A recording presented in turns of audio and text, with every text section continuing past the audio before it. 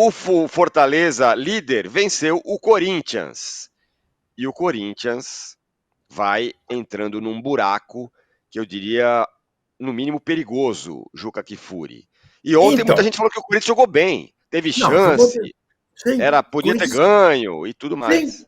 sim, tanto que do primeiro para o segundo tempo, o Ramon Dias botou Romero, botou Yuri para ganhar o jogo.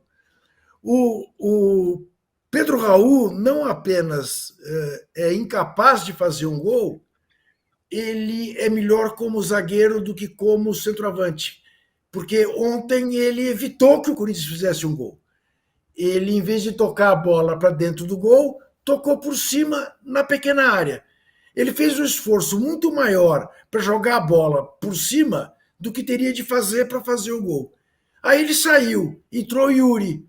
Aí o Charles esticou uma bola para o Yuri na cara do goleiro. Quando ele entrou na área, ele tropeçou na bola. E depois, num outro passe do Garro, aí sim ele tocou certo, mas o zagueiro do Fortaleza tirou em cima da linha. Só depois disso, aos 32, o Pikachu fez o gol. O Corinthians não mereceu perder o jogo. Isso, diga-se, faça-se justiça ao Ramon Dias, que ele organizou o Corinthians. Parecia o jogo do Corinthians da Fonte Nova, quando o Corinthians ganhou sua última partida lá atrás, no tempo de sei lá o quê. Mas o Corinthians não tem quem põe a bola para dentro do gol. E quando a fase é ruim, o pão cai com a manteiga virada para o chão, com 4 minutos de jogo, o Thales Magno se machucou, deslocou o ombro, teve que sair. E aí era a esperança de gol. Então a situação do Corinthians, o âncora, só para que vocês saibam e o corintiano esteja atento. Eu fiz uma conta, que é uma conta simples, com os jogos que faltam para os times no Campeonato Brasileiro. E calculei apenas do 10º lugar para baixo. Em 11º lugar está o Inter, com 40 pontos, desde que faça todos os pontos que tem a disputar, que não vai fazer, mas o Inter com 40 pontos. O Grêmio em 12º com 33, Bragantino também em 13º, com 33. Criciúma tem 31, em 14º. Juventude tem 31, em 15º. Fluminense, 27, em 16º. Aí entra a fase dos que estão por baixo. Vitória com 24 pontos, Cuiabá com 24 pontos, Corinthians em penúltimo lugar com 22 e Atlético Goianiense com 18 em último.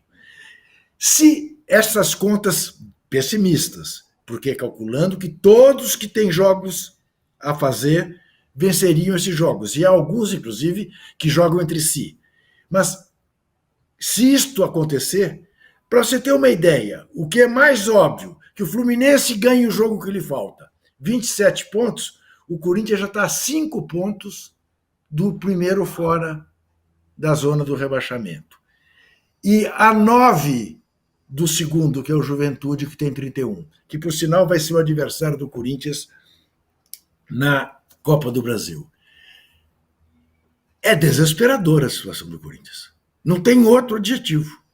É uma situação desesperadora. É muito difícil para o Corinthians. Daí dizer para você, na resposta, é mais difícil para o Corinthians sair do que para o Fortaleza ser campeão. Porque o Fortaleza está com um time que permite acreditar nele, com todas as dificuldades, o fato de estar em duas frentes, de não ter um elenco tão grande quanto aqueles que o ameaçam. Mas o Corinthians está nessa situação. A possibilidade de o Corinthians cair é enorme. Outro dia, a Universidade de Minas Gerais calculava em 57%. Acho que se fizesse cálculo hoje, deve estar beirando 70%. É isso. Pois é. Ô Mauro, e quis o destino que no fim de semana que vem, jogo que o Corinthians precisa vencer de qualquer maneira, fazer ponto, vai ser contra o Flamengo. O Flamengo do Tite. E pode estar lá pela primeira vez, se ele se recuperar das suas questões também de saúde, depois de ter ido lá para Bolívia. Que situação do Corinthians, Mauro? E você vem falando aqui, olha, eu acho que os caras não estão entendendo bem onde está o buraco, e tá, o tamanho do buraco. E aí agora tá ficando mais fundo. Tem um agravante que, assim, o primeiro time que o Corinthians tem que mirar é o Vitória, depois o Fluminense. Ele tem que passar por 2, pelo menos. E o Fluminense está no chamado viés de alta. O Fluminense venceu sábado o time misto do Atlético Mineiro em Belo Horizonte, mas tem feito pontos, tem vencido, né? Tem conseguido marcar os gols que o Corinthians não consegue marcar. Muito pouco provável que o Fluminense volte para a zona de rebaixamento, me parece, pelo que tem apresentado, né? E o Fluminense vai ter aí essa semana de Copa do Brasil mais tranquila, sem compromissos, porque foi eliminado. O Corinthians tem que jogar todo meio de semana, né? Não tem elenco para isso. A situação é muito delicada, ela vai só piorando, porque o tempo vai passando, né? E agora, você vê, as companhias pesadas que tinham o Corinthians na zona do rebaixamento ali, em dado momento, Grêmio e o Fluminense. O Grêmio já abriu vantagem, né? E só joga agora o brasileiro, ou seja, vai se dedicar somente a escapar das últimas posições e almejar algo maior ali, chegar numa zona de classificação para a Sul-Americana, quem sabe até a Libertadores, ainda há tempo para isso, né, para o Grêmio. E o Fluminense também vai brigar na Libertadores e não dá menor sinal de que vai voltar. Pode ser até que volte, mas não parece ser, não. O aproveitamento do Fluminense com o Mano Menezes tem sido muito bom nesse período, né? Apesar de ter perdido para o Vasco, aquele jogo da polêmica da arbitragem e tal, empatou com o Corinthians quando jogou com o time misto, porque estava preocupado também com a Libertadores, conseguiu se classificar diante do Grêmio depois de perder o jogo de ida fora de casa. Então, é uma situação bem delicada. O Corinthians tem mais jogos do que toda essa turma que está à frente, né? Só o Vitória, que tem o mesmo número de jogos, mas não adianta superar apenas o Vitória. Tem que superar dois times, no caso. Bem delicado, bem delicado. E o Cuiabá também é outro que está se afundando, né? O Atlético Goianiense já alcançou, tem mais jogos, mas já estão ali com a mesma pontuação. Então, eu diria que a situação é muito grave e continua. Acho impressionante, assim, até na transmissão do jogo. Aí tá, não, o Corinthians está pensando no Arthur Cabral, não sei o quê. Se fala-se de contratação do Corinthians com uma naturalidade, parece que está tudo a maravilha. Se contratar, vai ser no desespero.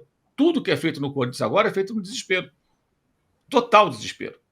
E sabe como é que é, né? Você, quando está desesperado, nem sempre toma as melhores decisões, geralmente é ao contrário. É uma situação muito delicada. E não adianta nada, na minha visão, ganhar uma Sul-Americana, digamos, e ser rebaixado. É melhor não ganhar e não ser rebaixado, né? Agora, o Corinthians não dá pita nenhuma de que vai ganhar nenhuma das duas competições de mata-mata também, né?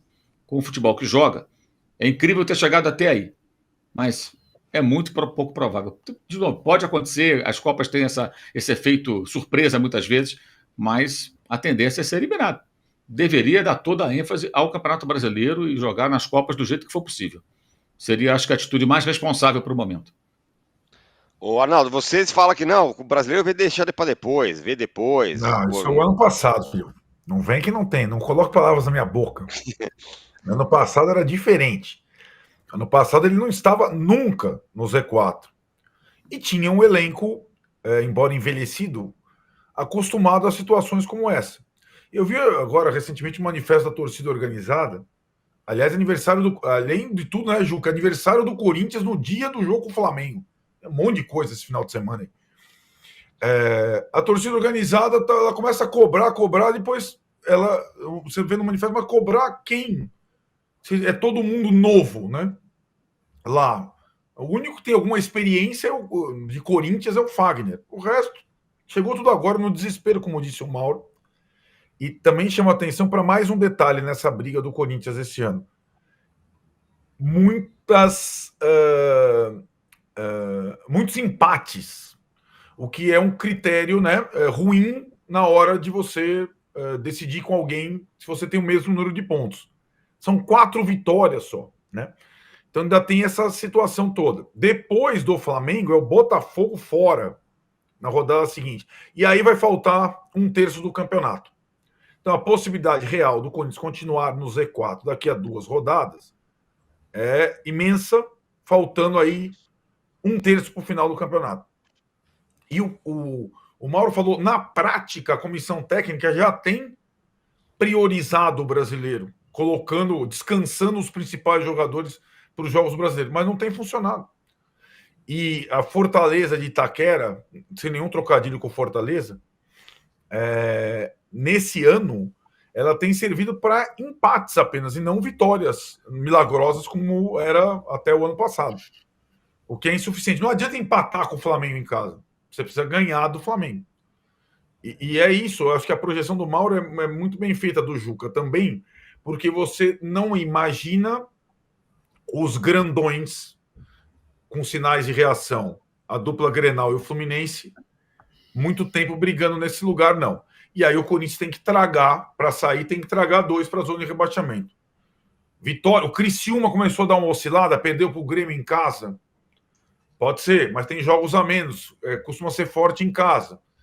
O Juventude, que está mais acima, é difícil você identificar quem pode ser tragado para essa zona de rebaixamento, né? Não é apenas isso, Arnaldo.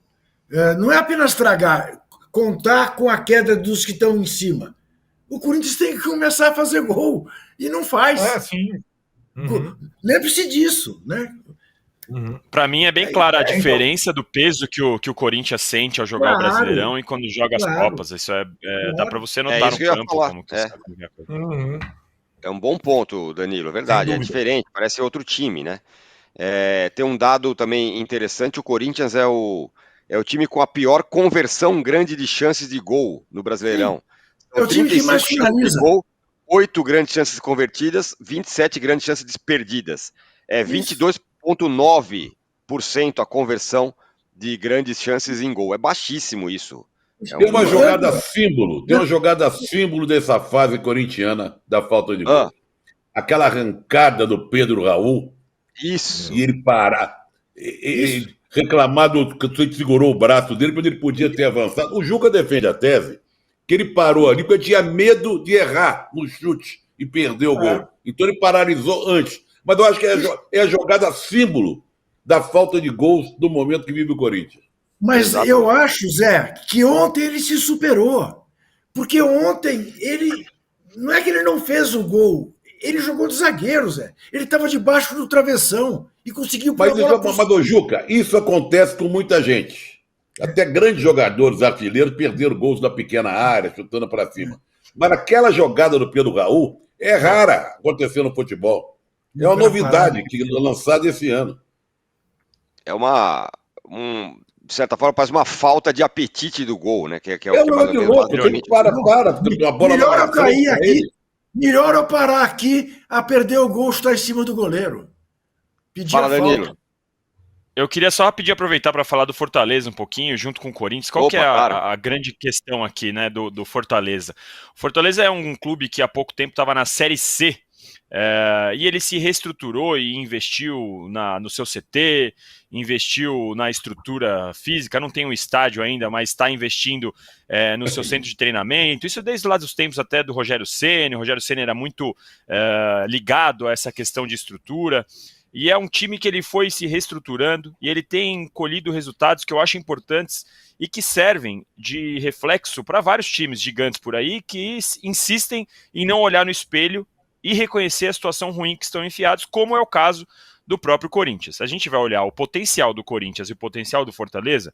Eu não preciso aqui falar, e não vou ser chamado de bairrista, por falar que o Corinthians tem um potencial infinitamente superior. Mas o Corinthians não sabe usar esse potencial no momento e, pelo contrário, na verdade, parece que só quer contratar, só quer continuar se afundando nas dívidas e tal. Enquanto isso, o Fortaleza, ele colhe resultados não só no aspecto esportivo, porque já foi vice da Sul-Americana, está frequentando a Libertadores, agora está líder do Brasileirão, tem um projeto esportivo claro, mantendo o Vojvoda mesmo nas fases ruins. A gente vai lembrar, há pouco tempo, o Fortaleza chegou a ficar dentro da zona de rebaixamento, lutando para não cair, e o time manteve o Vojvoda, apesar da pressão, apesar dos protestos, teve até questão com o ônibus da torcida. Então, o Fortaleza, ele é um exemplo para muito gigante por aí que não quer, se recusa a olhar no espelho, que fala, futebol, clube de futebol não é banco. Ok, clube de futebol não precisa ter lucro como o primeiro objetivo, mas tem que ter organização. E além da questão esportiva, o Fortaleza está crescendo também no aspecto de valorização da marca dele, o valuation do clube, está tudo melhorando, porque é um trabalho consistente e que leva o Fortaleza a ter sucesso na parte esportiva, no aspecto financeiro, em todas as questões. E hoje é aí o líder do Brasileirão, e não é à toa. Isso que é legal a gente falar, não é à toa. Danilo, Perfeito, sabe qual é a diferença, Danilo? É muito simples. Pegue o sobrenome do CEO do Fortaleza e do presidente do Corinthians. Um se chama Paz, o outro Melo. Ô, Mauro, antes de terminar, já estamos chegando ao fim aqui, mas só a informação que chega, faleceu o técnico... Sven-Goran Eriksson. Sven-Goran Eriksson. Exatamente. Sven-Goran Eriksson faleceu, foi treinador da Inglaterra em 2002, 2006, da Costa do Marfim em 2010, foi técnico do Manchester City, do Leicester. Você acompanhou bem, né, a carreira dele. Ele lutava contra um câncer, tinha 76 anos. Foi homenageado até pelo Liverpool recentemente. Ele vinha recebendo muitas homenagens em vida, né, desde que a doença dele se tornou de conhecimento público, né, e estava vendo aqui na imprensa da Inglaterra muita gente homenageando. Um cara muito respeitado, né, foi um cara muito querido por lá. E já vinha aí nessa luta há algum tempo e hoje veio a notícia da morte do Eriksson. Um técnico sueco que trabalhou em vários países, né, com vários times, seleções diferentes. Teve uma carreira aí de cigano do futebol, né? É, verdade. Curioso, né? Um técnico sueco que teve muito destaque fora não só na Suécia, claro, mas também, principalmente fora dela. Ó, o Smiley Batriche Pessoa, lá do Rio Branco, no Acre, desde as 7 da matina, ligado no programa. Muito obrigado, o Smiley. E nós ficamos por aqui. Vem agora, na sequência, o... Não tem resultado da enquete, não tem resultado dos likes. Tem sim, o âncora tinha passado um rodo em tudo. 12 mil votos na enquete, Trajano. Olha só que coisa. Olha aí. Qual a maior ameaça ao Fortaleza no Brasileiro? Flamengo, 35%, Botafogo, 30%, Palmeiras, 27%, São Paulo, 9%. 6,8 mil likes até aqui. E vamos para mais. Agora às 10 horas tem o Joga Junto, hein? Às 11 horas entra em campo de primeira com PVC, Adomi e o André Hernan. Ao meio-dia tem Zona Mista com o André Hernan. E às 18 horas a querida craque Marília Ruiz e o Renato Barros Prado chegam para o fim de papo. E amanhã tem o All News Esporte de manhã. Às 7 horas tem o quê? Cartão vermelho. Eu adoro você porque você fala agora às 10 horas tem não sei o quê. Já são 10:02. Mas tudo bem, quem ficar aqui já vai entrar no Melhores no Joga Junto agora, direto. É isso. Valeu, Mauro, Trajano, Danilo, Arnaldo, Juca. Audiência espetacular hoje. Muito obrigado a todos vocês. Até mais. Tchau.